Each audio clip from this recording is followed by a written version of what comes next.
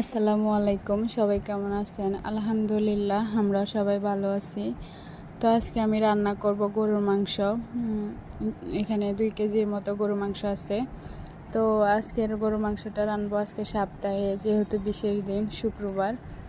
তো আজকে আমি এই মাংসগুলো প্রথমে কুটে পরিষ্কার করে নিলাম, যেহেতু এগুলো বাজার থেকে কিনে নিয়ে আসলো।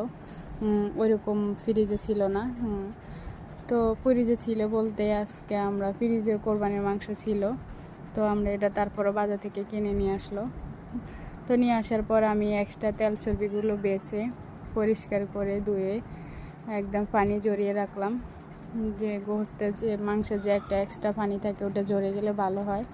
তো আমি এখানে প্রথমে সরিষার তেল, তারপরে পেঁয়াজ, এক এক করে সব মশলা, আদা রসুনের পেস্ট, সব মশলার গুঁড়ো একসাথে হলুদ মরিচের গুঁড়ো দিয়ে একটু ভালো করে নাড়াচাড়া দিয়ে কষিয়ে নিলাম। তারপর আমি গরু মাংসগুলো দিয়ে দিলাম। গরু মাংসগুলো আমি দিয়ে ভালো করে মশলার সাথে নেড়ে ছেড়ে দিলাম, যেহেতু মশলার সাথে ভালো করে মিশে যায়। আর কেউ আছে আবার হাতে সবগুলো মশলা একসাথে দিয়ে রান্না করে, ওইরকমও ভালো হয়, ওইরকমও রান্না করলে অনেক বেশি মজা হয়। তা আমি বেশিরভাগ সময় এভাবে রান্না করি, আমার কাছে এইভাবে সুবিধা হয়। আমি হাতে মেখেও রান্না করি, আবার এইভাবেও রান্না করি। তো আজকে আমি মাংসটা রান্না করব প্রেশার কুকারে। তো আমি প্রেশার কুকারে সবগুলো মশলা কষিয়ে মাংসটাকে মশলার সাথে দিয়ে আমি ঢাকনা দিয়ে রেখে দিলাম, যেহেতু মাংস এক্সট্রা পানি থাকে ওটা বেরিয়ে আসে।